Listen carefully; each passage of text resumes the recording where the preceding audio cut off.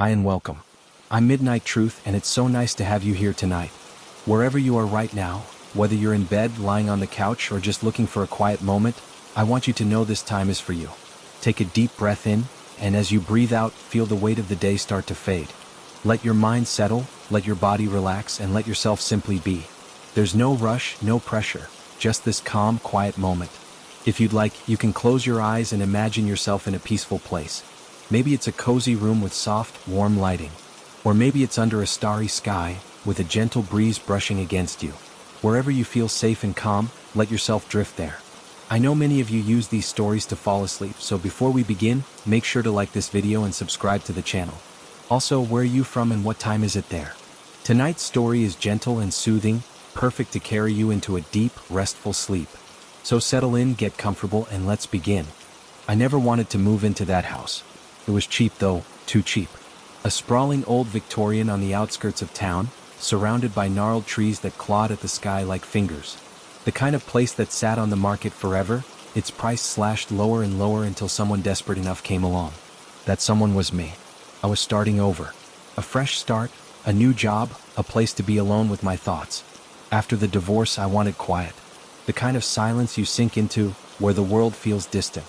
I thought this house, with its old bones and empty halls, could give me that. The real estate agent barely looked me in the eye when she handed over the keys. "Place needs a little love," she said with a strange smile. "You'll hear noises, it's old, settles at night." I should have paid more attention to that. ####. Moving in took longer than expected. Dust covered every surface, and the air inside had a thick, musty scent, like something forgotten. Every step across the warped wooden floorboards sent an echo through the house, like it was hollow beneath. I explored cautiously. The front door opened into a wide foyer, with a grand staircase that twisted upward into the darkness. To the left, a sitting room with antique furniture covered in yellowed sheets. To the right, a kitchen with outdated appliances and a deep farmhouse sink that smelled faintly of iron. Upstairs, I found 3 bedrooms. The master had a massive 4-poster bed left behind by the previous owners. The other rooms were empty except for a few scattered relics. A rocking chair that swayed slightly as I entered, a dresser with a cracked mirror reflecting my face in jagged pieces. I picked the master bedroom. It felt like the least empty place in the house. ####. That first night I barely slept. The wind howled outside, branches scraping against the windows like nails. The house groaned, shifting under its own weight. I told myself it was just settling, just the way old wood moved in the night. Then came the footsteps. Slow, deliberate. Heavy enough to send a faint vibration through the floorboards. They started at the end of the hallway and moved toward my room. I held my breath, listening. They stopped just outside my door. I sat up, my pulse pounding in my throat. The door didn't open, and when I finally worked up the courage to check, the hallway was empty. Nothing. Just darkness stretching toward the staircase. I locked my bedroom door after that. ####. The next morning, I met my neighbor, Mrs. Lowry. She was in her 60s, wiry and sharp-eyed, the kind of woman who knew everything about everyone. She watched me from her porch as I dragged a box from my car. "You bought the old Whitaker house," she said, shaking her head. "Brave?" "Why?" I asked, wiping sweat from my brow. Her lips pressed into a thin line. "People don't stay long." I forced a laugh. "Why's that? Too much dust?" She didn't smile. "Couple years back, a man rented the place. Lasted 2 months. One night, he ran out barefoot, screaming about voices in the walls." She tilted her head. "Before him, a woman lived there. She told folks the house had a presence. Kept waking up to something breathing next to her bed. A chill ran down my spine. She moved out in the middle of the night," Mrs. Lowry added. "Left everything behind." I swallowed. "You believe all that?" Mrs. Lowry sighed, leaning on her porch railing. "Doesn't matter what I believe. Just matters what you hear at night." She turned and went back inside, leaving me standing there with my pulse drumming in my ears. ####. That night I heard them again. The footsteps. They came at the same time, just past midnight. Slow. Heavy. Moving toward my door. I sat up in bed, gripping the covers. The air felt thick, pressing down on me. My fingers hovered over my phone. Call someone? Oh, the police? And say what? I waited, heart hammering. Then, 3 soft knocks on my bedroom door. I stopped breathing. I reached for the bedside lamp. The moment I flicked it on, the knock stopped. The house went silent. I didn't sleep the rest of the night. By morning, I told myself I had imagined it. Stress, exhaustion, paranoia. That's all it was. But deep down, I knew better. Something was in this house with me. The next morning, I told myself I was being ridiculous. Sleep deprivation could play tricks on the mind. I'd been running on fumes since the move, running from a past I didn't want to think about. The house was old, of course it made noise. Creaking floorboards, rattling pipes, shifting walls. That's all it was. Still, I checked the hallway the moment the sun came up. Nothing was out of place. No footprints on the dusty floor, no sign that anyone had been outside my door. The only proof that last night had even happened was the gnawing unease in my chest. Mrs. Lowry's words lingered in my mind.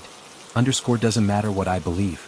Just matters what you hear at night. I shook it off and went about my day. ####. Unpacking gave me something to focus on. I spent the afternoon arranging furniture, filling the cabinets, making the place feel like mine. It helped a little. The house still felt too big, too empty, but if I stayed busy, I didn't think about the way shadows stretched too far in the corners or how the air seemed colder in certain rooms. Around noon, I found something strange. Tucked away in the kitchen's highest cabinet was a small wooden box, covered in dust. I pulled it down, coughing as a cloud of it billowed into the air. The lid was nailed shut. Curious, I grabbed a knife and pried it open. Inside was a bundle of papers, old, yellowed with age. The handwriting was cramped and uneven, scrawled in thick black ink. At first, it looked like a collection of letters. Then I read the first few lines. There is something in this house with me. It watches when I sleep. It moves when I don't look. I hear it whisper my name. My stomach twisted. I shuffled through the rest of the papers. Some were filled with frantic scribbles. Others had long passages crossed out, ink smeared as though written in a rush. One page stood out. If you are reading this, get out. A chill swept over me. I dropped the papers back into the box, my hands unsteady. My mind screamed at me to take the warning seriously, but I forced myself to laugh. It was a joke. A prank. Maybe left behind by the last tenant to scare the next poor sucker who moved in. That's all it was. Still, I couldn't shake the feeling that whoever had written it hadn't been joking. ####. That night, the house felt different. The silence wasn't just silence. It was heavy, expectant, like something was waiting. I went to bed early, but I couldn't sleep. Every creak in the floor, every sigh of wind against the window sent my pulse spiking. The unease from the letters sat thick in my chest. Just before midnight, I heard it again. The footsteps. Slow. Heavy. They started at the far end of the hallway just like before. The same deliberate pace.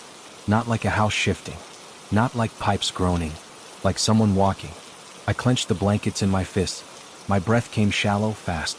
The air in the room felt colder, pressing in against my skin. The steps reached my door. And then, scratch. Scratch. The sound of nails dragging down the wood. A slow, deliberate scraping. Not frantic. Not random. It was testing. Feeling. I swallowed a scream. My body locked up, frozen between fight and flight. I forced my hand to move, reaching for my phone. I turned on the flashlight and aimed it at the door. The second the light hit it, the scratching stopped. Silence. I sat there, rigid, waiting for something, anything. But the next sound wasn't footsteps walking away. It was breathing. Slow. Right on the other side of the door. I held my breath, afraid that if I made a sound, whatever was out there would know I was awake. The breathing stayed for what felt like forever. Then, soft. So soft I almost didn't hear it. It whispered my name. A rasping, broken voice. Come out. I snapped on the lamp, heart hammering against my ribs. I didn't care anymore. I grabbed the chair from the corner and shoved it under the doorknob. My hands were shaking so hard I could barely do it. I didn't sleep. I sat in bed, every nerve in my body wired, listening. At some point, the sun came up. The second light spilled through the window. I yanked the chair away and threw open the door. Nothing. The hallway was empty. The house was silent. But there were scratches on the door. 4 long, thin marks carved into the wood, right at the height of a hand. I stared at them, my pulse throbbing in my ears. Then I grabbed my keys and left the house. ###. Mrs. Lowry was on her porch when I stormed across the yard. She raised an eyebrow. Rough night? What the hell happened in that house? My voice came out raw, tight. The truth? She sighed, looking out toward my house with an expression I couldn't quite read. Used to belong to a man named Thomas Whitaker. Lived there back in the 60s. Kept to himself mostly. Folks around here thought he was strange. Strange how? Had a fascination with the other side, she said carefully. Occult stuff. Rituals. He believed there were things beyond the veil, things that could be invited in if you knew how. My stomach nodded. And did he? Mrs. Lowry exhaled slowly. They found him in that house. In the basement. Carved symbols into the walls, candles everywhere. He was dead, but the look on his face, she shuddered. They say he opened a door to something, and it never left. A cold weight settled in my gut. Whatever he let in, Mrs. Lowry said, it doesn't like being alone. I swallowed hard. I need to leave. She gave me a long look. Most people say that. My blood ran cold. And? Her expression darkened. Most people don't make it that far. A gust of wind rattled the trees. I turned back toward my house, dread curling in my stomach. Inside, something was waiting for me. I stood outside my house longer than I wanted to admit. Mrs. Lowry's words echoed in my head. Most people don't make it that far. She said it so casually, like it was a fact, like it was something I should have known before I ever set foot in that house. I gripped my keys so tight they left indents in my palm. I could leave. Right now. Get in my car, drive, never come back. But something kept me rooted to the spot. Maybe it was stubbornness. Maybe it was the fact that I had nowhere else to go. Maybe it was the gnawing curiosity that had started the moment I found those letters. What had really happened in this house? What had Thomas Whitaker done? And what was waiting for me inside? I took a breath, forced myself to move, and stepped through the front door. Hashtag. The house felt wrong. I don't know how else to describe it. The air was thick, pressing against my skin like unseen hands. Every shadow seemed deeper. The wooden floors groaned beneath my feet, the sound stretching too long in the silence. The scratches on my bedroom door were still there. Jagged. Proof that last night wasn't just a dream. I couldn't ignore it anymore. Something was in this house with me. I wasn't the first person to experience it. And if Mrs. Lowry was right, I wouldn't be the last. I had to know what I was dealing with. Hashtag. I spent the next few hours searching. The letters I found yesterday, they weren't enough. I needed more. I needed proof. I needed to understand what Thomas Whitaker had done and why the hell this house felt like it was alive. I started in the attic. Dust covered everything, thick and undisturbed. Boxes lined the walls, some half collapsed with age. Most of them held junk, old clothes, rusted tools, broken furniture. Nothing important. Then I found the trunk. It was shoved against the farthest wall, half buried under a tarp. A massive thing locked with a rusted latch. I pried it open with shaking hands. Inside I found books. Thick, leather-bound tomes with cracked spines and strange symbols on the covers. Pages filled with symbols I didn't recognize, notes written in spidery handwriting. Whitaker's handwriting. And at the bottom of the trunk, hidden beneath layers of fabric, I found his journal. I held it like it might burn me. The leather cover was warped, stained in places I didn't want to think about. When I opened it, the scent of old paper and something metallic wafted up. I turned to the first page. There are things in the dark. I have seen them. My hands clenched around the book. I flipped through the pages, reading as fast as I could. Whitaker wrote about rituals, about ancient forces beyond human understanding. He described nights spent in the basement, candles flickering, whispering words into the dark. And then, halfway through the journal, his handwriting changed. The words became frantic, erratic. I made a mistake. It spoke to me. I thought I was controlling it. I was wrong. I hear it now. The watches from the corners. It follows me in the dark. I can't leave. It won't let me. I swallowed hard. The last page was different. The ink was smeared like his hands had been shaking. If you are reading this, it already knows you are here. The hairs on my arms stood on end. I shut the book, heart hammering. Something creaked behind me. I turned slowly. The attic was empty, but the air felt heavy. The way it does before a storm, full of static, full of something unseen. I wasn't alone. I grabbed the journal and bolted. Hashtag. Back in my bedroom, I locked the door. I sat on the floor with my back against the wall, the journal clutched in my hands. My mind raced. I couldn't stay here. This house wasn't just haunted. It was cursed. I had to get out. But as I sat there, trying to convince myself to run, the air in the room shifted. The temperature dropped. And then, the whisper right next to my ear. A voice, breathy and broken. Underscore, you found it? Underscore. I screamed. The lamp on my nightstand flickered and went out. And in the dark, something moved. I didn't breathe. I didn't move. The darkness swallowed the room, thick and absolute. My eyes strained against it, searching, darting from corner to corner, but there was nothing. No shape. No figure. Just that voice whispering from the void. Underscore, you found it? Underscore. The journal felt like fire in my hands. My body screamed at me to run, but I couldn't. My limbs wouldn't obey. I was frozen, trapped in the silence, every nerve in my body stretched so tight I thought I might snap. Then, underscore, the bed creaked underscore. Not from me. From something else. Something was sitting on it. I heard the slow shift of weight, the groan of the mattress, the subtle rustle of fabric moving against fabric. I squeezed my eyes shut. It's not real. It's not real. It's not real. The whisper came again. Closer. Underscore, he thought he could control it too. Underscore. A gust of air brushed against my cheek. Cold. Damp. Like breath from a mouth that shouldn't be there. I choked on a gasp. Then the lamp flickered back on. I was alone. Hashtag, hashtag, hashtag. I didn't sleep. I sat there, pressed against the wall, the journal clutched to my chest and waited for the sun to rise. When it finally did, it felt wrong. Like the light didn't belong here. I forced myself to move. My body ached, my head throbbed, but I needed to get out. To breathe air that didn't feel thick with something unseen. The house was silent as I made my way downstairs. Too silent. I kept expecting to hear footsteps behind me, the creak of a floorboard, the whisper of my name. But there was nothing. I stepped outside. The moment my feet hit the pavement, I exhaled as if I had been holding my breath all night. I needed answers. And I knew exactly where to get them.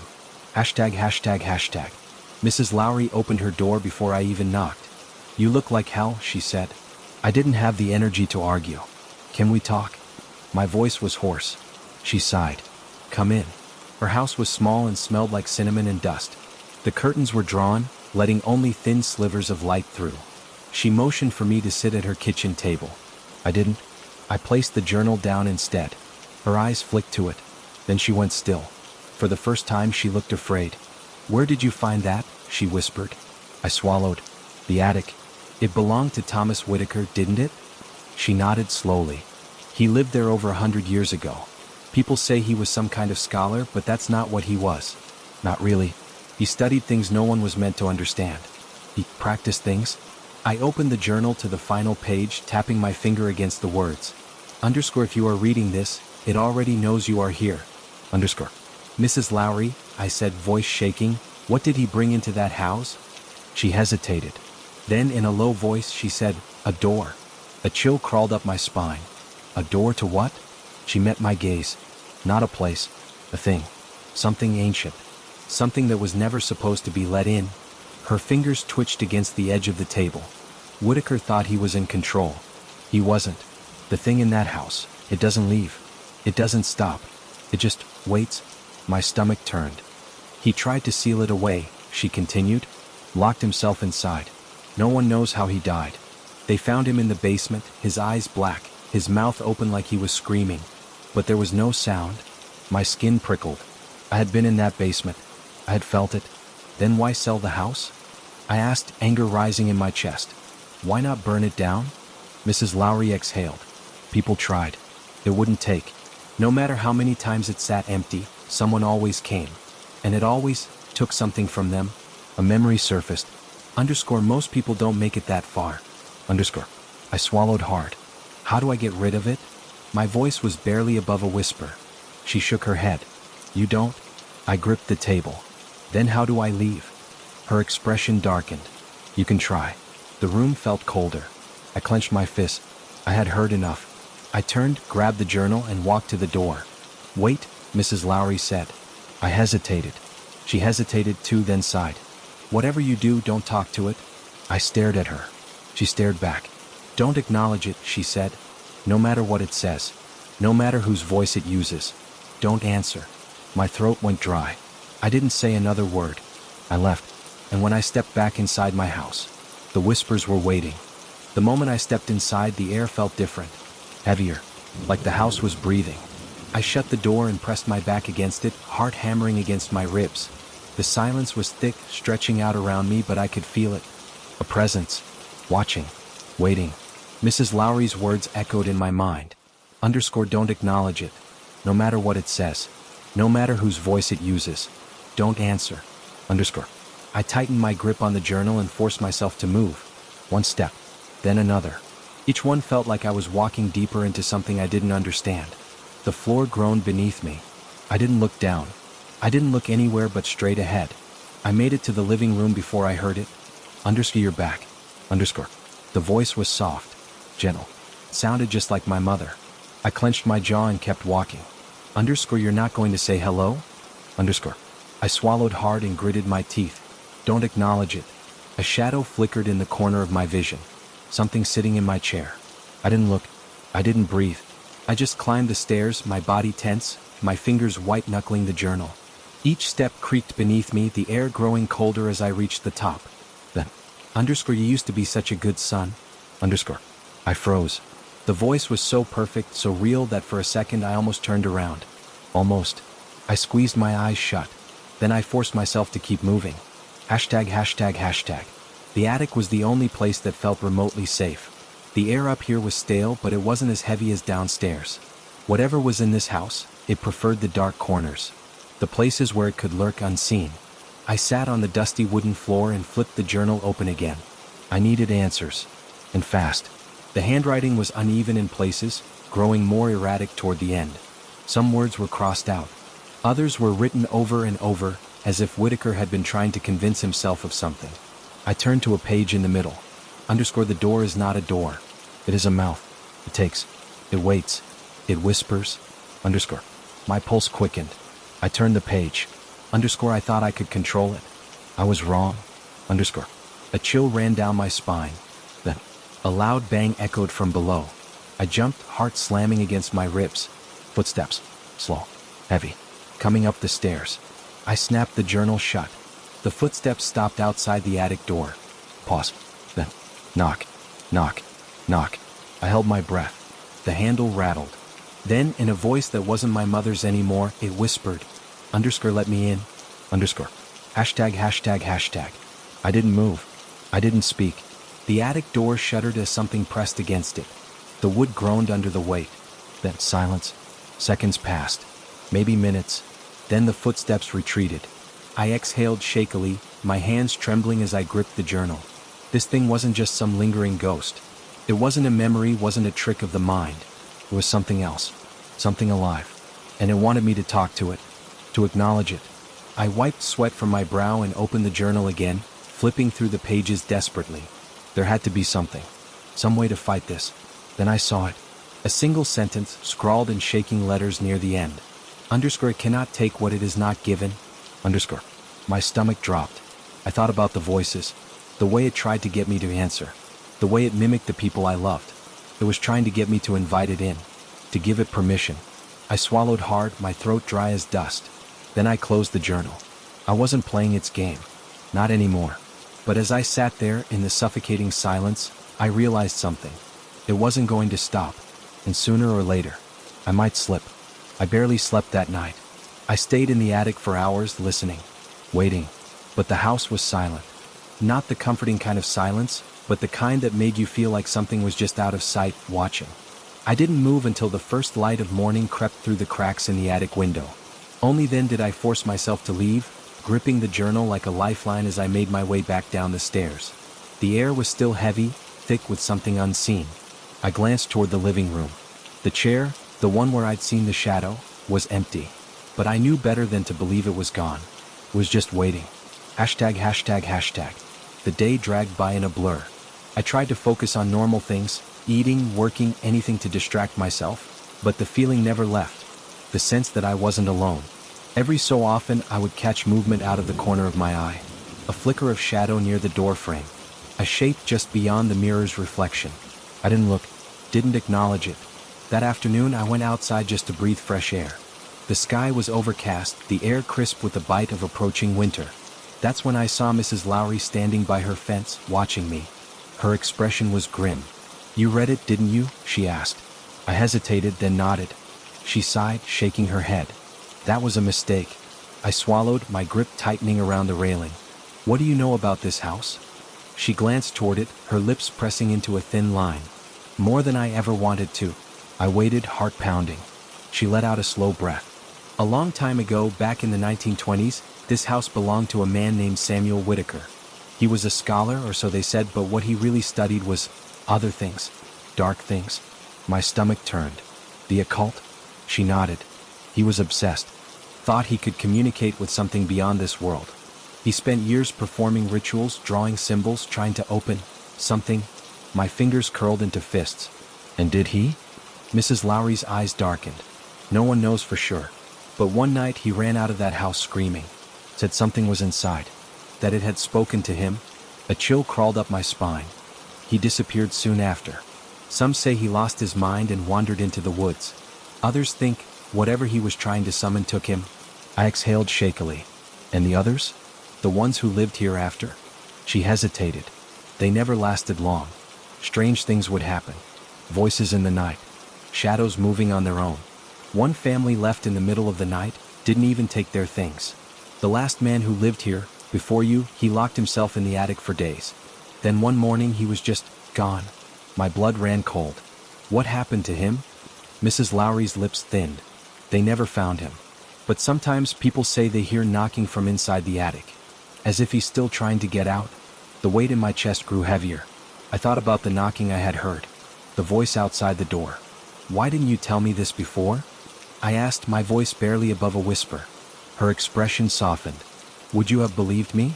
I looked down. No, I wouldn't have. I swallowed, forcing myself to ask the question I dreaded most. How do I stop it? Mrs. Lowry studied me carefully.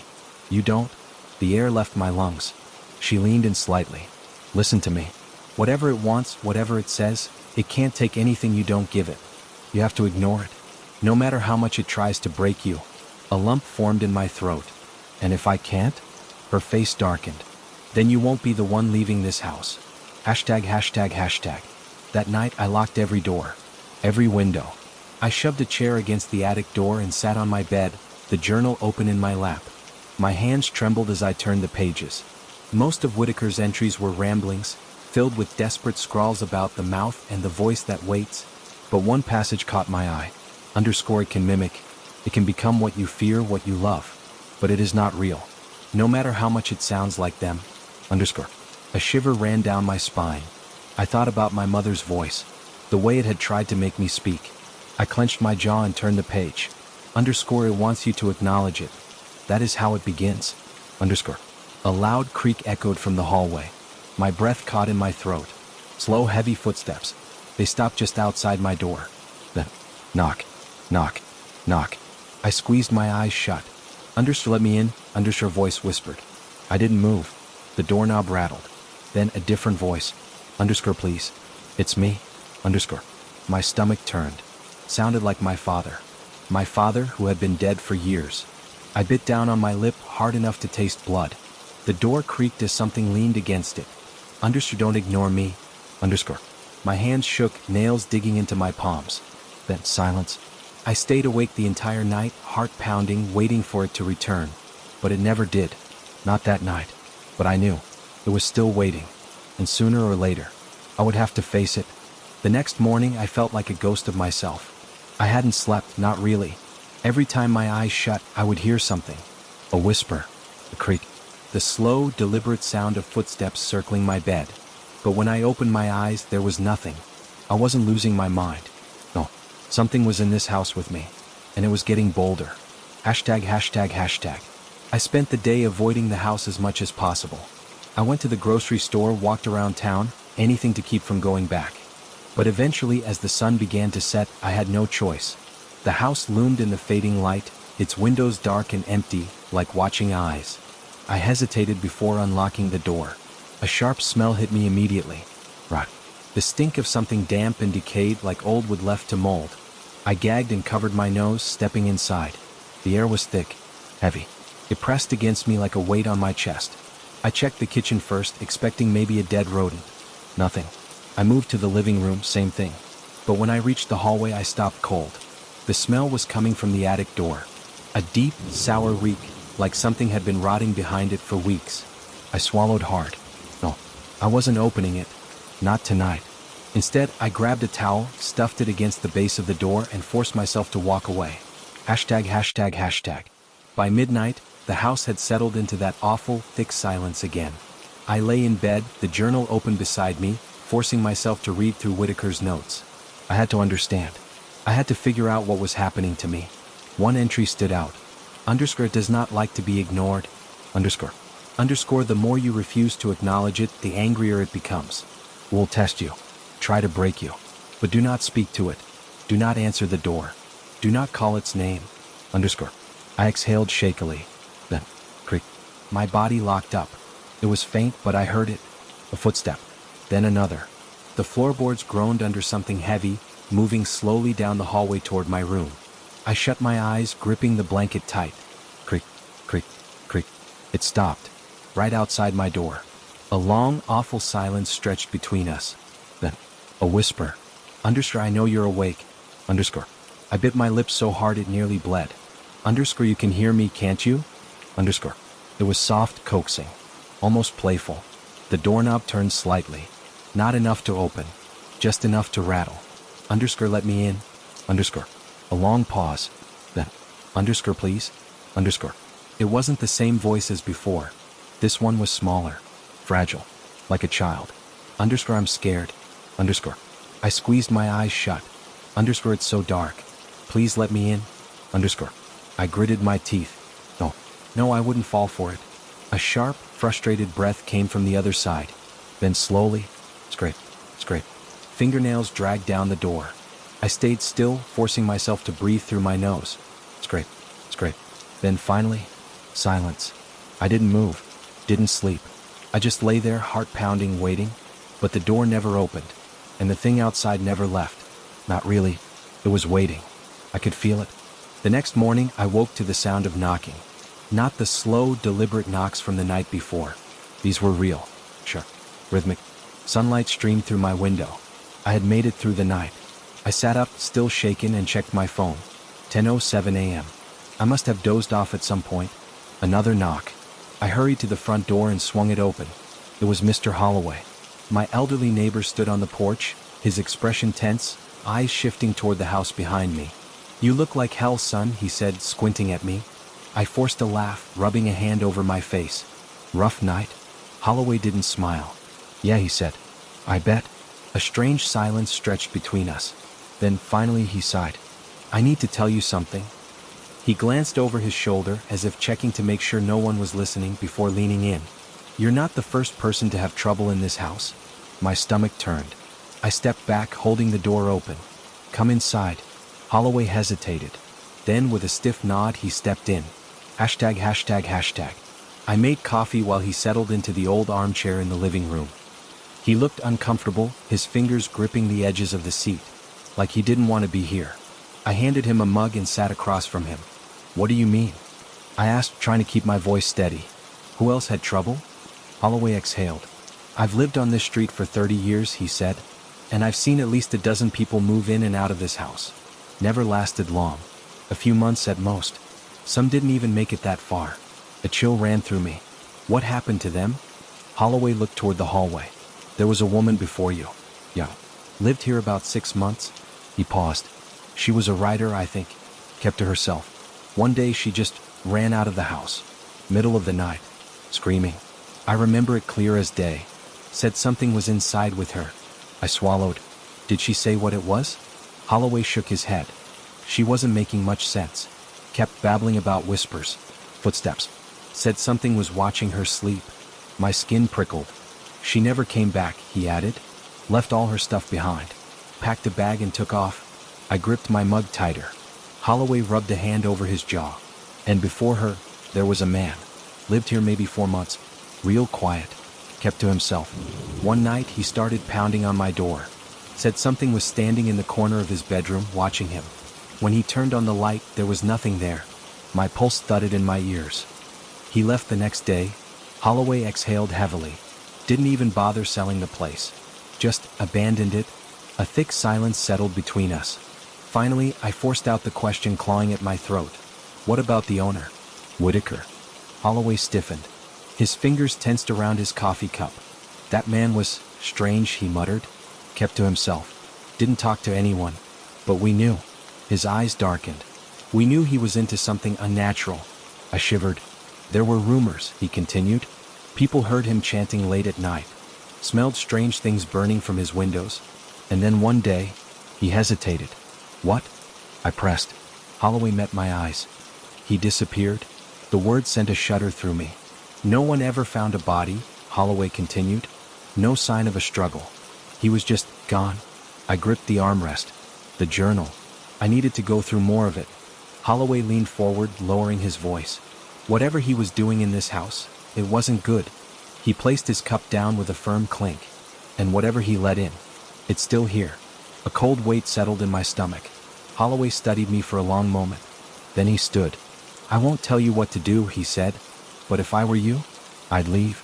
I watched as he walked to the door, his back stiff. He hesitated before stepping out. Whatever's in there, don't let it know you're afraid.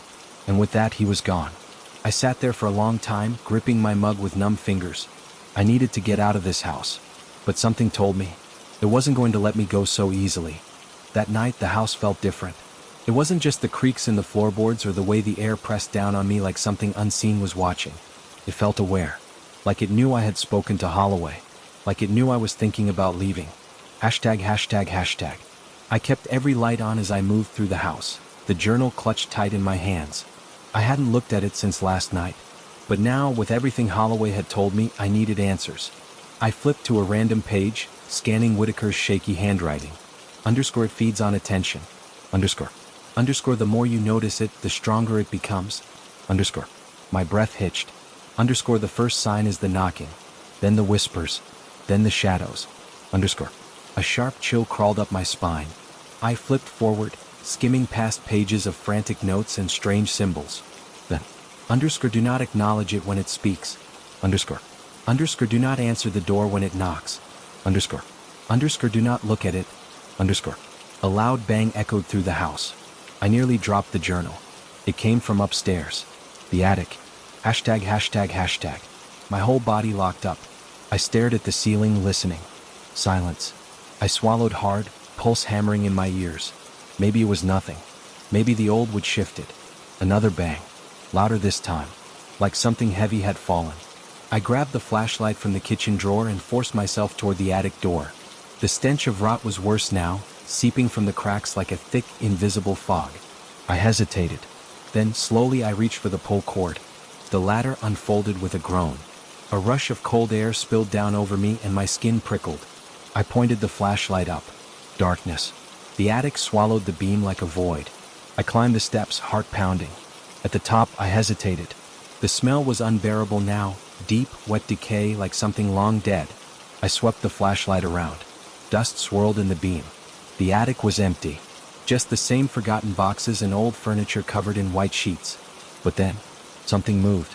A slow, deliberate shift in the farthest corner, just out of reach of the light. I froze. My breath hitched. The darkness seemed thicker there, deeper, as if something was crouched just beyond sight, watching me, waiting. A long, rattling breath exhaled from the shadows. Not mine. Not human. I stepped back. The attic door slammed shut beneath me. ####. I choked out a gasp, scrambling for the handle. Lock. I banged against it, my breath coming fast. No. From behind me, a creak. Slow. Purposeful. I turned. The darkness in the corner shifted. A shape pulled itself from the shadows, tall, wrong limbs bending too far. A low, awful whisper slithered through the room. You shouldn't have come up here. I slammed my fist against the door. Let me out. The thing moved. Not walking, gliding. His face, God, it had a face, stretched too long, hollow eyes fixed on me. I see you. The handle twisted beneath my grip. Then, the attic door burst open. I fell through, crashing onto the hallway floor. The door slammed shut behind me, hard enough to rattle the walls. I lay there, gasping, staring up at the ceiling. Silence. The house was silent again. I didn't move, didn't breathe. But deep inside the attic, beyond the locked door, I could hear it. Breathing, waiting, smiling. I didn't sleep that night. How could I? Even with my bedroom door locked, even with the blankets pulled up to my chin like a child hiding from the dark, I could still feel it. The house wasn't just haunted. It was alive. and it knew I was afraid. Hashtag, hashtag, hashtag. I stayed in bed until the first slivers of dawn broke through the blinds. Only then did I force myself to move. I needed to leave. No, I didn't care about my things. I didn't care about selling the house. I just needed to get out. I threw on a jacket and grabbed my keys with trembling fingers. I didn't even bother with breakfast. I just headed straight for the front door and it wouldn't open. Hashtag, hashtag, hashtag. My stomach dropped. I twisted the knob harder. The deadbolt wasn't locked. The chain wasn't latched. There was nothing keeping it shut. But the door would not open. I shoved my shoulder against it. Nothing. A low, dry chuckle whispered through the house. I spun, heart hammering. The hallway stretched empty before me. The air felt thick, heavy, like it was pressing down on me. Then from upstairs, knock. I clenched my jaw. Knock. Knock, asterisk, asterisk. Slow. Rhythmic. Like last time. Like every time. I backed away from the stairs. I'm leaving, I said aloud. I don't care what you are. I don't care what you want. I'm leaving. The house went still. For a moment I thought. Then, a slow, deliberate creak from the top of the staircase. Like a footstep. Then another. Something was coming down. Hashtag, hashtag, hashtag. I bolted. I sprinted for the back door, nearly slipping on the hardwood floor. I reached for the handle, twisted, locked. No. I fumbled with the latch. It wouldn't budge. I turned, breath heaving. The air was ice cold now. A dark shape loomed at the top of the stairs. Tall. Watching. Smiling. A whisper slithered through the air. Why leave so soon? I backed away, my chest heaving. Then I remembered. The window. Hashtag, hashtag, hashtag. I ran to the living room, grabbed the nearest chair, and swung it at the glass with every ounce of strength I had. The window shattered. I barely felt the sting of glass as I hauled myself through, and I ran. Down the porch steps. Across the dead grass. Into the street. The cold morning air burned my lungs. I didn't stop. Didn't look back. Didn't breathe until I reached Holloway's house and pounded on his door. It flew open almost immediately. Holloway took one look at me, bleeding, shaking, wild-eyed, and pulled me inside. I collapsed onto his couch, chest heaving. I couldn't speak, could barely think. Holloway just sighed, rubbing his jaw. Told you, he muttered. That house doesn't let people go easy. I swallowed hard. But you got out, he added. That's what matters. I nodded, barely hearing him. I had escaped. But as I sat there, hands trembling, staring at the broken window from across the street, I knew. It wasn't over. Not yet. I sat in Holloway's living room for what felt like hours, wrapped in an old blanket, hands still shaking. My mind kept replaying it.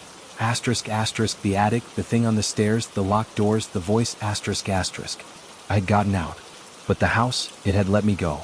That thought alone made my skin crawl. Holloway sat across from me, arms crossed. He had barely said a word since pulling me inside. Finally he sighed. So, what's your plan now? I swallowed hard. I don't know. Gonna try to sell it? No one should live in that house.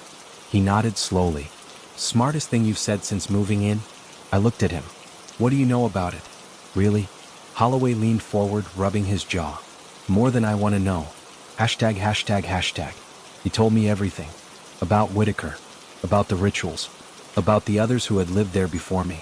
Most of them left after a few weeks, some even after just a few days. But one man, asterisk, asterisk, Thomas Keller, asterisk, asterisk, had stayed longer than anyone. For 6 months. No one knew what happened inside that house during those months. But one night, just before dawn, he ran out barefoot and screaming. Banging on doors, crying that something was inside his skin, whispering in his head, watching him in his sleep. They found him 2 towns over, sitting in a gas station parking lot, staring at nothing, muttering under his breath. He never spoke again. Hashtag, hashtag, hashtag. I swallowed the lump in my throat. So what do I do? Holloway's expression darkened. Burn it? I blinked. Destroy it, he said. Salt the ground, burn the walls. That's the only way. I shook my head. I can't. It's still my house. It's not your house, Holloway said firmly. It never was. I gripped the blanket tighter. The thought of going back inside made my stomach turn. But something told me it wasn't over. I could still feel it. Watching. Waiting. I had escaped. But I wasn't free. Not yet. And somehow, deep in my bones, I knew. The house wasn't done with me. Not yet. I didn't go back that night. Holloway let me crash on his couch, but sleep never came. I lay there, staring at the ceiling, my body exhausted but my mind racing. I could still feel the house, like it was pulling at me, like a thread wrapped around my ribs, tugging, reminding me I hadn't truly left. I thought about the others, the ones who had lived there before me, the ones who ran, the ones who never spoke again. What if running wasn't enough? What if the house didn't let go that easily? I needed to end this. Hashtag, hashtag, hashtag.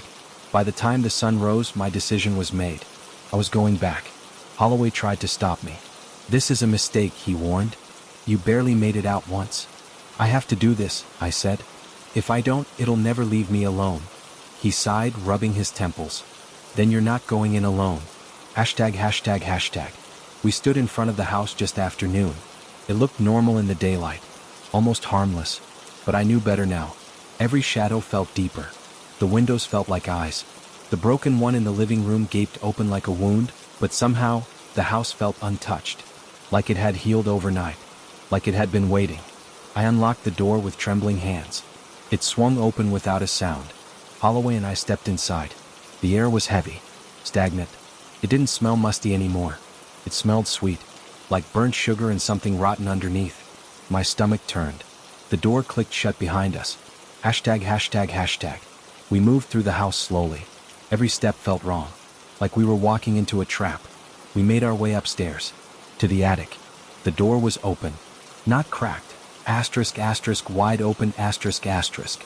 The pull-string light dangled above, swaying gently even though there was no breeze. I swallowed hard. Holloway muttered a curse under his breath. And then, we stepped inside. Hashtag, hashtag, hashtag. The attic was the same. Dusty, dark. But the journal was gone. The trunk it had been in was empty. I turned in a slow circle, my pulse pounding in my ears. Something had changed. Holloway nudged me, pointing to the far wall. Scratches. Deep, jagged marks in the wood. Like someone had been clawing to get out. I took a shaky breath. Then, beneath the scratches, I saw something else. A name. Scrawled over and over in black ink, burned into the wood. Mine. Hashtag, hashtag, hashtag. A whisper slid through the air. Underscore welcome back. Underscore. The light snapped off. The attic door slammed shut. And the darkness swallowed us whole. Hashtag, hashtag, hashtag. I don't remember everything that happened next.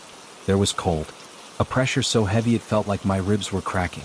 Holloway shouted something, but his voice was distant, warped, like sound underwater.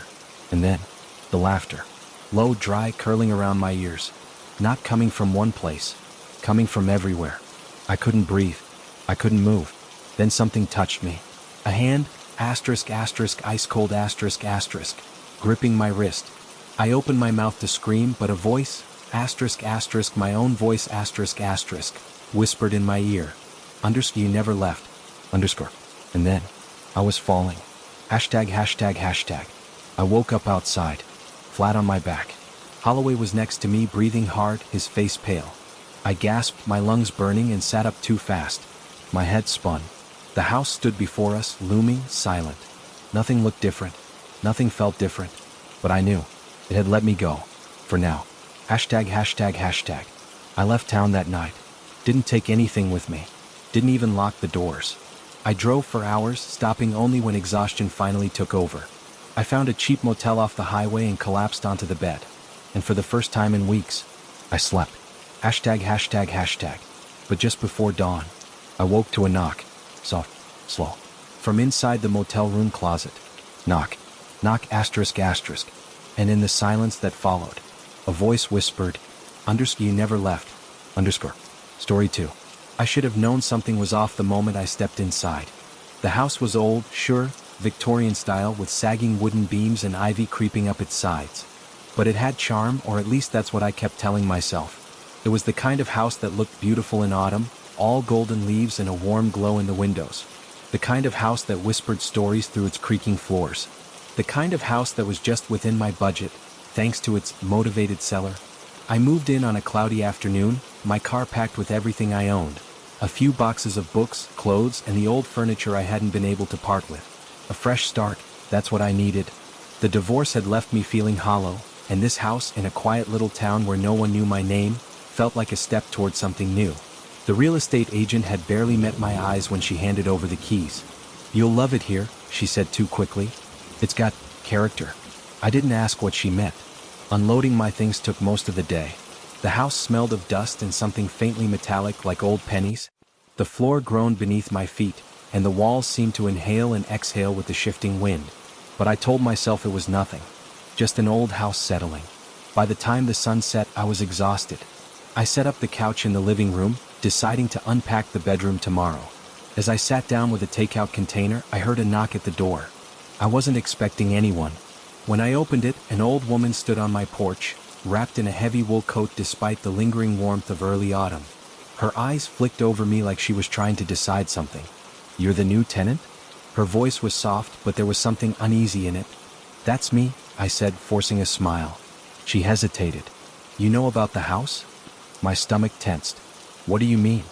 She gave a small shake of her head as if changing her mind about saying more. "Nothing. Just, people don't stay long." A chill ran through me despite the warm air. "Why?" I asked. She exhaled slowly, then looked past me, her gaze drifting into the dimly lit hallway. "The last one ran out in the middle of the night," she said. "Didn't take anything with him. Just left. When people asked why, all he kept saying was that it was awake." I swallowed. "What was awake?" The woman pressed her lips together. "You'll see." Then she turned and walked away, her boots crunching against the gravel path. I closed the door, shivering despite myself. The house felt colder now. I told myself it was just small-town superstition. Rumors passed around to spook the new guy. But later that night, as I lay on the couch, listening to the house shift and sigh around me, I thought I heard something else. A slow, deliberate creak from the hallway. Footsteps. Coming closer. I lay frozen on the couch, my breath shallow. The house had plenty of quirks, old wood, shifting air, maybe even mice in the walls, but this was different. The sound of footsteps was unmistakable. Slow. Deliberate. Someone, or something, was walking down the hall. I forced myself to sit up, heart pounding. My phone was on the coffee table, its screen glowing with the time, 2:13 a.m. I strained my ears, hoping to hear silence. Instead, I heard the floorboards creak again.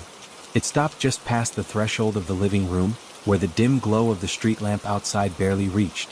I squinted into the darkness, but nothing moved. The air felt colder. I reached for the lamp beside me and flicked it on. The light cast sharp shadows, making the corners of the room seem even darker. But there was nothing there. No intruder. No looming figure. Just an empty doorway. I exhaled, rubbing my face. "Old house," I muttered to myself. "Just an old house." Still, I barely slept that night. Every time I closed my eyes, I swore I heard faint rustling like something shifting just out of sight. By morning, exhaustion had settled deep in my bones. I made myself coffee and stood at the kitchen window, watching the overcast sky. The night before felt surreal in the daylight, like something imagined in the haze between sleep and wakefulness. I needed to distract myself, so I focused on unpacking. The bedroom was first. It smelled musty, the kind of scent that clings to forgotten places. I threw open the windows, letting the crisp autumn air sweep through. That's when I noticed it. The closet door was open. I was sure I hadn't opened it. I walked over, hesitating before peering inside. The closet was empty except for an old, tattered shoebox shoved into the farthest corner. I knelt down and pulled it out. The cardboard was brittle, the lid loose. Inside there were papers, aged, yellowed pages covered in frantic handwriting. The first page had a date at the top, October 3rd, 1978. My skin prickled. Almost exactly 45 years ago. I read the first few lines. Asterisk, it started with the whispers. Soft, almost like breathing. I thought I was imagining things at first, but then I saw the footprints. The ones in the dust, leading from the closet to my bed. Asterisk. My hands clenched around the paper. A creeping sense of dread crawled up my spine. I flipped to another page. The handwriting was more frantic. Asterisk, it watches me. I feel it at night, standing in the doorway. If I close my eyes, I can still hear it breathing. But when I look, there's nothing there. Asterisk. I slammed the lid back onto the box, my pulse racing. Outside, the wind picked up, rattling the loose window pane. The whole house seemed to groan in response. I told myself it was nothing. Just someone's old diary. But that night, as I lay in bed, I heard the footsteps again. And this time they stopped right outside my door. The footsteps stopped just outside my bedroom door. I held my breath, my body rigid beneath the covers. My mind raced, searching for a rational explanation. Maybe the old pipes expanding, the wood settling. But deep down I knew better. Something was there. I stared at the door, barely visible in the dim glow from the street lamp outside. The silence was thick, pressing against me. And then, creak, a slow, deliberate shift of weight. Like someone, or something, leaning closer. I wanted to move, to reach for my phone, but fear pinned me in place. The air in the room felt different. Charged like before a thunderstorm. My pulse pounded in my ears. Then, just as suddenly as it started, the sound stopped. The floorboards didn't groan again. No shadow moved under the door. The only thing I could hear was the distant rustling of trees outside. I forced myself to breathe. It's in your head. It's just in your head. I waited for what felt like an eternity before I finally reached over and flicked on the bedside lamp. The room was empty. The door was still shut. But I didn't sleep again that night. The next morning, I felt like a ghost of myself, pale, exhausted, and on edge. I needed answers. I grabbed the shoebox from the closet and spread the papers out on the kitchen table. Most of the pages were scribbled notes, journal entries written by someone who had lived here before me. The name on the first page was Daniel Grayson. One entry stood out. October 15th, 1978. There's something in this house. I hear it at night, pacing outside my door. I thought I was going crazy, but then I saw them, footprints in the dust. Bare feet. They stop right outside my bedroom. I tried leaving the house, but every time I step outside, I feel sick, like something's pulling me back. Like it won't let me go. A chill crept over me. I flipped to another entry written in the same shaky hand. October 21st, 1978. It whispers to me now. Not words, just breath. It stands in the corner of my room at night. I can feel it watching. I don't know what it wants. I don't know how much longer I can stay. A knock at the front door made me jump. I turned, my heart still hammering, and exhaled when I saw my neighbor, the old woman from before, standing on the porch. I hesitated before opening the door. "Morning," I said, trying to sound normal. She peered past me into the house, eyes sharp. "You look tired." I let out a short, humorless laugh. "Rough night?" She studied me for a long moment. "You heard them, didn't you?" The hairs on my arms rose. "Heard what?" Her lips pressed into a thin line. "The footsteps." A cold weight settled in my stomach. I didn't answer. She sighed, shaking her head. "You should leave while you can." I swallowed. "Did you know him?" I asked, gesturing toward the papers on the table. "Daniel Grayson?" She hesitated. "He was the last person to live here. Before him, there were others. None of them stayed long. What happened to him?" Her gaze darkened. "No one knows. One night he just disappeared." A chill ran down my spine.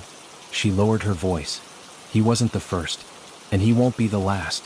I stared at her, my throat dry. "What the hell is this place?" She took a step back. "A house that doesn't forget." Then she turned and walked away, leaving me alone with the silence. The air in the house suddenly felt heavier. Like something was listening. Watching. That night, I locked my bedroom door. But as I lay in bed, staring at the ceiling, I heard it again. Soft, slow, footsteps. And then, just beyond the door, a long, shuddering breath. Let me know if you're ready for chapter 4. I didn't sleep. The footsteps didn't go away. They lingered outside my bedroom door for what felt like hours, slow and deliberate, pacing back and forth. And then, the breathing, It wasn't human. It was too deep, too slow. Like something trying to mimic a person but getting it just a little wrong. I lay stiff beneath the blankets, barely daring to breathe myself. The doorknob rattled once, just a slight jiggle as if someone was testing it. Then silence. I counted the seconds in my head, waiting. Nothing. But I knew it was still there. I could feel it. I didn't move until the first hints of dawn crept through my window. Only then did I slowly peel back the blankets and inch out of bed. My whole body ached from tension. I unlocked the door with trembling fingers and stepped into the hallway. Empty. But something was wrong. The floorboards felt colder beneath my feet. The air carried a damp, rotten smell, like earth after a heavy rain, but sharper, fouler. I glanced down and saw them. Footprints. Bare, damp, and blackened, like they'd been burned into the wood. They led from my bedroom door all the way down the hall, before stopping just inside the closet at the end. My stomach turned. That closet had been shut tight since I moved in. But now, it stood open. Just a crack. Something inside me screamed to leave it alone. Instead, I stepped closer. The door creaked as I nudged it open further. The closet was empty, just bare wooden walls and dust. But something was off. The back wall wasn't flush with the others. It had a slight gap at the edge, just enough to slip my fingers into. A false wall. I swallowed hard and pressed against it. The wood groaned and gave way, revealing a hidden space beyond. Inside there was a chair. And ropes. A journal sitting on the floor, its cover warped and stained. I hesitated before picking it up. The name inside was Daniel Grayson. I flipped to the last written page. Asterisk November 3rd, 1978. It's inside the walls. I can hear it moving. Scraping. I don't know why it hasn't taken me yet. Maybe it enjoys the fear. Maybe it feeds on it. I found something behind the closet. A door. I think it's where it came from. I think, asterisk. The words ended there, the last sentence unfinished. A deep, slow creak echoed behind me. I spun around. The closet door was closing, on its own. I lunged forward, shoving it open before it could trap me inside. My pulse pounded as I stumbled back into the hall. I didn't care about the journal anymore. I slammed the closet shut and shoved a chair under the handle, my breath coming fast. Something was in this house, and I had just found the place it had been hiding. That night, I didn't even try to sleep. I sat awake in the living room, every light on, my ears straining for any sound. And at exactly 3:00 a.m. I heard it. Not just footsteps, not just breathing, but something moving inside the walls. A slow, dragging sound, as if something was crawling closer. The sound didn't stop. It was inside the walls. A slow, deliberate dragging, not skittering like rats, not pipes settling. Something heavy, something alive. I pressed my back against the couch, staring at the wall, my breath coming in short, panicked gasps. My mind raced for an explanation, any explanation, but there was none. The sound moved, from the hallway, towards the living room, closer. My entire body tensed, paralyzed between the urge to run and the dread of making a noise. Then, asterisk asterisk a knock asterisk asterisk. Not from the door. From inside the wall. A single hollow knock. I couldn't move. Another knock. And another. Slow, rhythmic. Then, asterisk asterisk silence asterisk asterisk.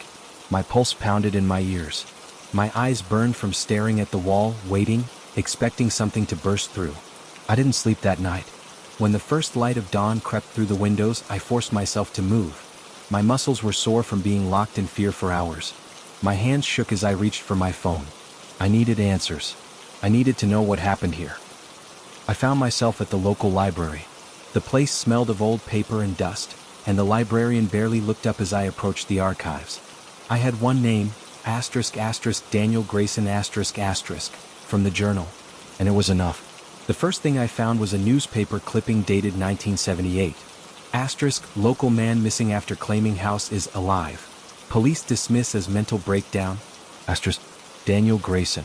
The article detailed his paranoia, how he had gone to the police multiple times, claiming that his house was haunted, that something was watching him through the walls, that it wanted him to stay.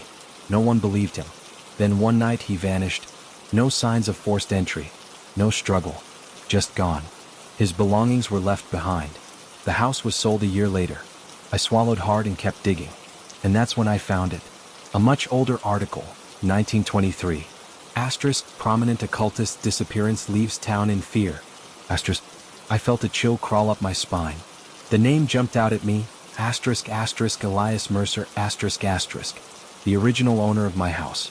The article described him as a man obsessed with the occult, rumored to have conducted rituals deep within the house's walls. Some claimed he had opened a door to what no one knew. One night he vanished. No body, no evidence, just like Daniel Grayson. The house had been sold and resold over the decades. A pattern began to emerge. Asterisk asterisk tenants never stayed long asterisk asterisk they either left abruptly, abandoned the place, or in a few eerie cases were never seen again. A cold sweat broke over my skin. I needed to leave. I needed to get out of that house.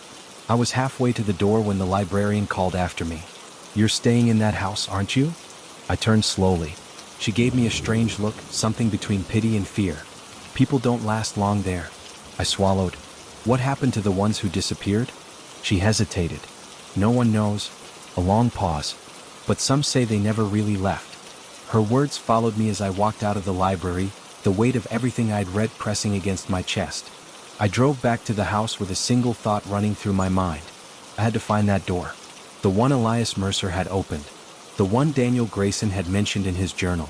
Because if that thing inside the walls was getting closer, I needed to know what it wanted. I didn't go inside right away. I sat in my car, staring at the house, gripping the steering wheel so tightly my knuckles turned white. The place looked different now. Not just old and worn, but wrong. Like it was waiting. I finally forced myself out of the car. The moment I stepped onto the porch, a cold gust of air rushed past me, like something slipping out the front door. Or maybe, into it, I hesitated. Then with a deep breath I stepped inside. The house was silent. Too silent. Like it was holding its breath. I locked the door behind me and walked slowly to the hallway closet, the one with the hidden space. The chair I had wedged under the door handle was still there. That should have reassured me. It didn't, because there was something new. Something scratched into the wood of the door. Let me out. I felt a sharp stab of fear. My heartbeat thudded in my ears as I reached for the chair and hesitated. If I moved it, what would happen? Would the door swing open on its own? Would I see something waiting inside? A part of me screamed to leave it alone. But another part, the part that had read Daniel Grayson's words, the part that had seen the old newspaper articles, knew I had to finish this. With a deep breath, I yanked the chair away. The door didn't move. I swallowed hard and reached for the knob. My fingers trembled as I turned it, and the door creaked open, inch by inch. Inside, the false wall was still there. And behind it, the hidden space. And then I saw it. The trapdoor. It was built into the floor, blending almost seamlessly with the wood. No handle, just a small, circular indentation like it was meant to be pried open. Daniel Grayson had mentioned a door. Was this what he meant? I knelt down and slid my fingers into the indentation. The wood was ice cold. I pulled. The trapdoor lifted with a groan, revealing a black void beneath the house. A damp, foul smell rushed out, making me gag. The space below wasn't a normal basement. It was a pit. I grabbed my phone and shined the flashlight down. The beam barely pierced the darkness, but I could make out stones lining the walls. Symbols were carved into them, deep, jagged etchings. And then I saw something else. A chair. Sitting in the center of the pit. Ropes dangled from its arms and legs. I knew in my gut that people had been tied there. For what? I didn't want to know. Then, a whisper. Not from above. From inside the pit. I froze. My breath caught in my throat as I listened. The whisper came again. Soft. Hushed. Not words. Just breathing. Deep, slow, shuddering breaths. Something was down there. And it knew I was here. My body acted before my mind. I slammed the trapdoor shut and staggered backward, heart hammering in my chest. The whispering stopped. Silence. And then, a thud. Something hit the underside of the trapdoor. Art.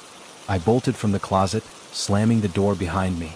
My hands fumbled as I shoved the chair back under the handle. And then I ran. Through the hallway, through the living room. And just as I reached the front door, every single light in the house went out. Darkness swallowed me. And behind me, I heard it. A voice. Whispering from the hallway closet. Let me out. I didn't stop driving. Not for miles. The dark highway stretched ahead, endless and empty, lit only by the weak glow of my headlights. My hands shook against the steering wheel. My pulse hammered in my ears. What had I seen? No, what had I let out? I didn't want to think about it. Didn't want to remember that thing's face. But the memory slithered through my mind, refusing to be ignored. The too wide mouth, the writhing hands, the voice that didn't belong. You let me out. I shuddered and clenched my jaw.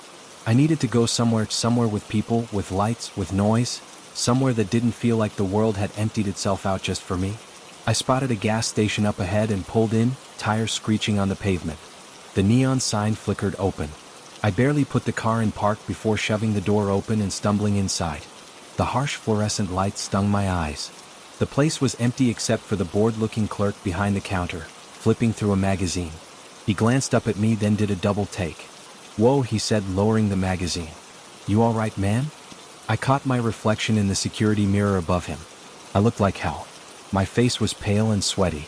My eyes wide and wild. I forced a nod. Yeah, just driving through. The clerk eyed me but didn't push. All right. If you need the bathroom, it's in the back. I nodded again and grabbed a bottle of water from the fridge. Desperate to do something normal, my hands still trembled as I unscrewed the cap and took a long, shaking gulp. I needed to calm down. I needed to think. I wandered toward the counter and hesitated. I didn't want to say it. Didn't want to give it life. but I had to ask. You ever hear anything about that old house? The one on Sycamore? The clerk frowned. The Grayson place? I stiffened. I hadn't told him which house. His frown deepened. He shifted in his seat, suddenly uneasy. What about it? I swallowed. My throat was dry. My voice cracked. I tried again. I used to live there. His expression darkened. He set the magazine down. You still there? He asked quietly. I shook my head. No. He exhaled like that was the only answer he'd wanted. Then he leaned forward on the counter, voice lowering. You got out then? I felt cold. Got out of what? He didn't answer right away. Instead, he glanced around like someone might be listening, like the walls had ears. Then he lowered his voice even more. You ain't the first. I went still. A heavy silence settled between us. Then he sighed, rubbing his jaw. That place, people don't stay long. Some don't make it out at all. A chill crawled down my spine. What happened? The clerk hesitated. You know about Grayson? I nodded. He was obsessed with that house. Spent years in there digging into. He waved a hand. Weird shit. Cult stuff. The kind of things you don't mess with. I gripped the edge of the counter. What did he do? The clerk exhaled sharply. He opened something. My stomach lurched. Opened what? I whispered. But I already knew. I had seen it. I had heard it. And I had let it out. The clerk shook his head.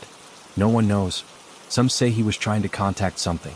Others say he was trying to trap it. Either way, he failed. I swallowed hard. And the people after him? The clerk didn't speak for a long moment. Then finally he met my eyes. They didn't last. The air felt heavier. Like the thing from the house was still watching me. Still waiting. I suddenly felt exposed. Like something had followed me here. I turned toward the glass door. The parking lot was empty. But for just a moment, a single horrible moment, I thought I saw a shadow standing beneath the flickering gas station lights. So, too tall. I blinked, and it was gone. My breath caught in my throat. I turned back to the clerk. I need to know, I said, my voice barely above a whisper. How do I stop it? The clerk looked at me, expression grim. You don't? A cold dread spread through my chest.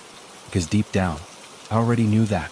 And yet, somewhere inside me, a whisper curled through my thoughts. Soft, familiar. You let me out. I didn't sleep that night. After leaving the gas station, I checked into the cheapest motel I could find, the kind where the neon sign buzzes and half the letters don't work. I locked the door, latched the chain, and stuffed a chair under the handle. None of it made me feel safe. I lay on the stiff motel bed, staring at the ceiling, trying to pretend I wasn't listening. Listening for that voice. For those footsteps. For the thing I had let out. Every little noise made my pulse spike. The hum of the fridge. The distant sound of cars on the highway. The wind rattling against the window. I told myself it was normal. That I was safe. That I had left it behind. I almost believed it, until I heard the knock. A slow, deliberate knock at the motel door. My breath stopped. I stayed perfectly still. Another knock. Louder this time. I gripped the sheets. It couldn't be. It couldn't have followed me. I forced myself to move, creeping toward the door. I didn't breathe. Didn't blink. Just listened. Silence. I pressed my ear against the wood. And then, tap. A single soft tap from the other side. I jerked back like I'd been burned. My heart pounded so loud I could feel it in my throat. I squeezed my eyes shut. This isn't happening. I opened them, and the chain on the door started moving. A slow, deliberate scrape of metal, like something was pulling it down. I stumbled backward. No. I grabbed my bag, my keys, anything I could reach, and then I ran. Didn't look back. Didn't check if the door had opened. Didn't wait to see what was on the other side. I was in my car before I could think, slamming the door, locking it, turning the key and shaking hands. The engine roared to life. I didn't waste a second. I floored it. The motel blurred in my rearview mirror, swallowed by the night. I drove for hours. No destination. No plan. Just away. But the further I went, the stronger the feeling grew. That awful, crawling feeling on the back of my neck. Like I wasn't alone. Like something was in the car with me. I gripped the wheel, trying to steady my breath. My knuckles were white. It was paranoia. It had to be. I reached for the radio, desperate for any kind of noise. And then I saw it. In the rearview mirror. The back seat was empty. But the seatbelt was moving. Slowly, inch by inch, like something unseen was shifting in the seat. I slammed the brakes. The car screeched to a stop in the middle of the deserted road. My chest heaved, my vision swam. I turned. Nothing. The back seat was empty, but the seatbelt still swayed, like someone had just let go. A cold sweat broke over my skin. I couldn't keep running. It was with me. No matter where I went, no matter how far I drove, it wouldn't matter, because I had let it out. And now, it wasn't going to let me go. I sat there, gripping the wheel, shaking. Then I did the only thing I could think of. I turned the car around, and I drove back to the house. The house loomed in the distance, bathed in cold moonlight. I had sworn I wouldn't return, but something had changed. Running wasn't an option anymore. It was with me wherever I went, whatever I did. I felt it lurking just outside my vision, waiting. I needed to end this. The tires crunched over gravel as I pulled into the driveway. The house stood silent and still, but there was something wrong about it. The windows seemed darker than before. The air around it felt heavier, like the house itself was breathing. I stepped out of the car, keys clutched tight in my hand. My breath fogged in the freezing air. For a moment, I just stood there, staring at the front door, dreading it, dreading what might be waiting on the other side. I didn't want to go in. Every instinct in my body screamed against it. But this thing, whatever I had awakened, was never going to let me go. I had to face it. I took a deep breath, unlocked the door, and stepped inside. The house was silent. No wind. No distant hum of traffic. No sound at all. I flicked the light switch. Nothing. Of course. I pulled out my phone, using its dim glow to guide me through the hallway.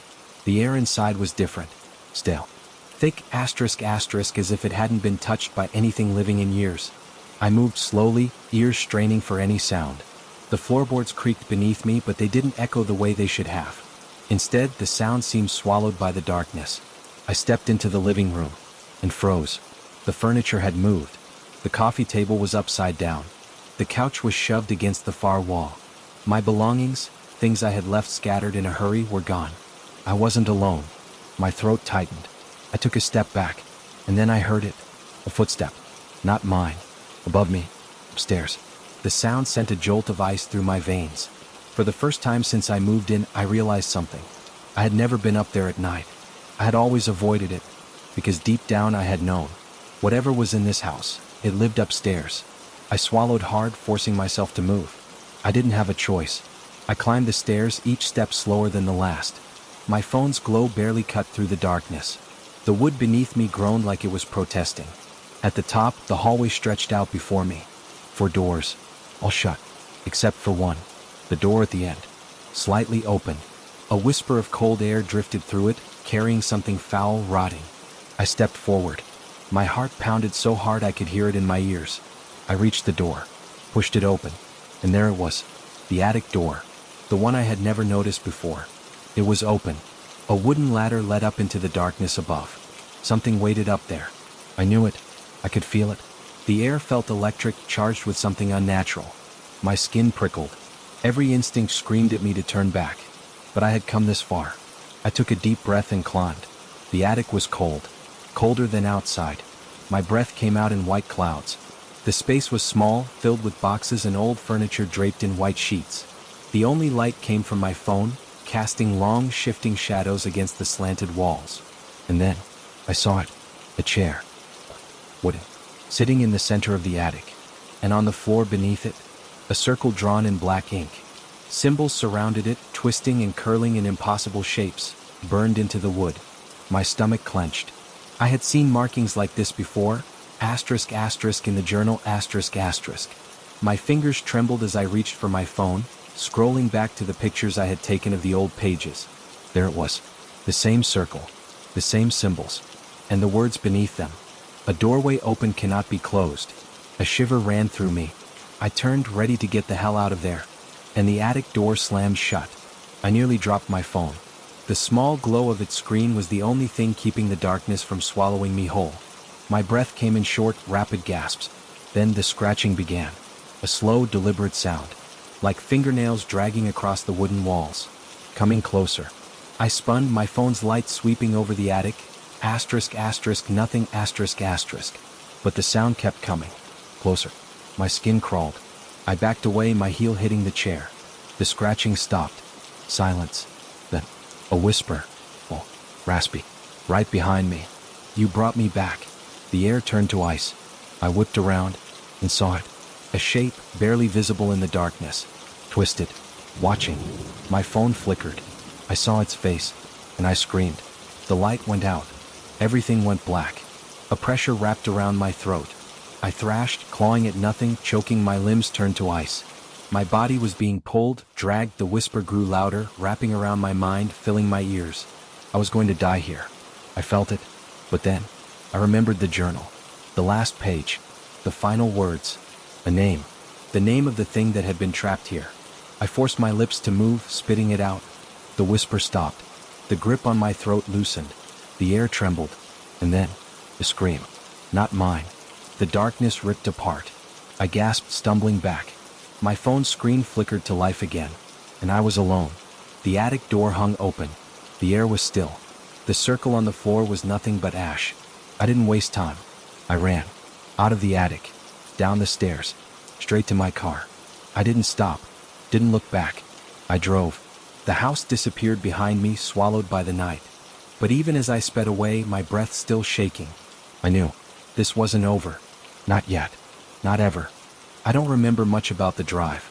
My hands were shaking, my pulse hammering so fast it made me lightheaded. The road blurred past me, headlights cutting through the darkness, but I wasn't seeing any of it. All I could see was that thing, that twisted, watching shape in the attic. The whisper that had slithered into my ears. You brought me back. I couldn't breathe. I couldn't think. I just kept driving, hands locked on the wheel, knuckles white. It was over. It had to be. The house was behind me now, swallowed by the night. The attic door had opened. The circle was gone, the thing was gone. Wasn't it? I pulled into a gas station just outside town, the bright fluorescent lights buzzing overhead. I needed a moment to think, to breathe. The moment I stepped out of the car, the silence hit me. Not just an absence of sound. Something deeper. The usual noises of the night, the distant hum of cars, the chirp of insects, the wind rustling through trees, asterisk asterisk gone asterisk asterisk. It was as if the world was holding its breath. And then I felt it, the chill behind me. I turned slowly, heart in my throat. There was nothing there. Just the empty road, stretching into the dark. But I wasn't alone. I knew it. I could feel it just beyond my vision, waiting, watching. I stumbled into the gas station, the bell above the door jangling too loudly. The cashier, a tired-looking woman with dark circles under her eyes, barely glanced at me. I grabbed a bottle of water and a pack of cigarettes, even though I didn't smoke. I just needed something to do with my hands. When I reached the counter, the woman finally looked up. Her gaze lingered on me. "You okay?" she asked. I nodded too quickly. "Yeah, just long drive." She didn't look convinced. "You staying around here?" No, just passing through." That wasn't true. I had nowhere to go. I didn't even know where I was headed. She rang up my stuff, but as she handed me my change, her expression shifted. Her eyes flicked to something behind me. She froze. Her fingers trembled. "Sir?" she whispered, barely audible over the hum of the lights. I turned. The glass door reflected the parking lot behind me, my car, the empty pumps, the road stretching into the night. And something else. The shape. Standing just outside the glow of the lights. So, watching. The second my eyes landed on it, the lights in the store flickered. The woman gasped. She saw it too. I ran. Out the door. Into the car. The second I locked the doors, the air changed. The parking lot was empty again. The shape was gone. But I still felt it. I still knew. I wasn't alone. I shoved the keys into the ignition, the engine roaring to life. My hands were shaking so badly I could barely grip the wheel. I had to get away. But as I sped down the road, something gnawed at me. The thing in the house. The symbols in the attic. The whisper in my ears. You brought me back. The realization hit me like a punch to the gut. I hadn't escaped it. I had freed it. I checked into the first motel I could find, a rundown place off the highway, the kind of spot where the carpet smelled like mildew and the air conditioner rattled like a dying animal. I didn't care. I just needed a locked door between me and the night. The moment I stepped inside, exhaustion slammed into me. My limbs felt leaden, my mind thick with exhaustion. I had been running on pure adrenaline for hours. I sat on the edge of the bed, rubbing my temples. What the hell had I done? I reached for my phone, scrolling through the pictures I had taken of the journal. My thumb hovered over the last page. The one with the name. The name I had spoken in the attic. I had thought saying it would banish the thing. But what if that wasn't what it did? What if speaking the name had released it? I didn't want to know. I tossed my phone onto the nightstand and stood, pacing the room. I needed to think. I needed to figure out what to do next. I was halfway across the room when I noticed it. The mirror.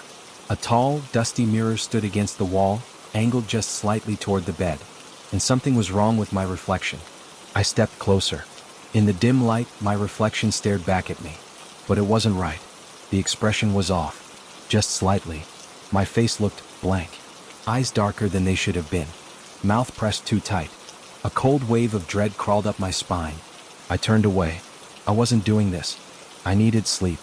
I collapsed onto the bed, kicking off my shoes. I was so tired. So exhausted I could barely keep my eyes open. The second I closed them, I felt it. The bed shifted, as if someone had just sat down. My breath caught in my throat. I didn't move, didn't breathe. Then, a whisper, right by my ear. Not words, just breath. Slow, shallow, like something was waiting. I clenched my jaw, forcing myself to stay still. My body screamed at me to run, but my mind knew better. If I moved, if I acknowledged it, it would get worse. So I stayed still, listening. The whispering breath didn't stop. Slow, shallow, right beside me. And then, the bedsheets shifted. Something crawled onto the bed. My stomach dropped. I felt the weight of it pressing against the mattress, moving closer. Inches away now. I squeezed my eyes shut. And then, the whisper turned into words. You can't run forever. The room turned ice cold. And the last thing I heard before the lights went out was a soft, rasping laugh. I woke up to silence. Not normal silence, the kind you get in an empty motel room, where the air conditioner hums and the walls are thin enough to hear the couple arguing next door. This was something else. A vacuum. A hollow, suffocating stillness. Like the world had stopped. I didn't move at first. My body felt leaden, my limbs stiff. Was I dreaming? My breath came slow and shallow. The mattress beneath me felt real. The air, cold against my skin, was real. Then I remembered. The whisper. The weight on the bed. The voice in my ear. I tensed. My muscles screamed at me to move, to run, to get out. But I didn't, because something was in the room with me. I could feel it. That same presence from the house. No, not just the house. The attic. The thing I had released. It had followed me. My fingers twitched against the sheets. Move slowly. Don't let it know you're awake. I forced my breath to stay steady, my chest rising and falling in a slow rhythm. And then, a whisper. Right above me. You're still mine. I bolted. I rolled off the bed so fast that I hit the nightstand, knocking my phone to the floor. My hands scrambled for it, fingers fumbling against the cold tile. The lights in the room flickered. I saw the mirror. And my reflection wasn't mine. It was still lying in the bed. Eyes open. Staring straight at me. I couldn't breathe. My own face, my own body, asterisk, asterisk, still lying there, asterisk, asterisk. Then it moved, slowly. A smile crept across its lips. A wrong, stretching, hungry smile. I ran. The door was locked. I didn't even remember locking it, but I yanked it open so hard the knob nearly broke. The hallway was empty, lit only by a single buzzing light. I ran. Out the door into the night, gasping for air. The motel clerk, an old man with sagging skin and tired eyes, looked up from behind the counter as I barreled through the lobby. He didn't say a word. Didn't even react. Just watched. Like he had seen this before. I didn't stop. Didn't look back. I jumped into my car, hands shaking so badly I could barely get the key in the ignition. I tore out of the parking lot so fast that the tires screeched. The motel disappeared in the rearview mirror. But I didn't feel safe. I knew. It wasn't over. I drove for hours. I didn't know where I was going. I just needed to keep moving. The highway stretched ahead, empty and endless, the kind of road that makes you feel like you're the only person left in the world. The sun began to rise.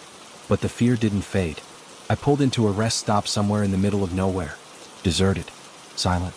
I parked, gripping the steering wheel until my fingers ached. What the hell was I supposed to do? I reached for my phone. It was dead. I let out a shaky breath, rubbing a hand down my face. My reflection. The whisper. The way the thing smiled. I had seen its face. And it had seen mine. That was when I noticed the mirror. The rearview mirror. I had been avoiding it this whole time. But now I had to look. I swallowed hard. Slowly, carefully, I lifted my gaze. And froze. My reflection wasn't moving. I was gripping the wheel, shaking, breath uneven. But the version of me in the mirror was perfectly still. And then, grinned. A long, unnatural grin. and it whispered, "You brought me back."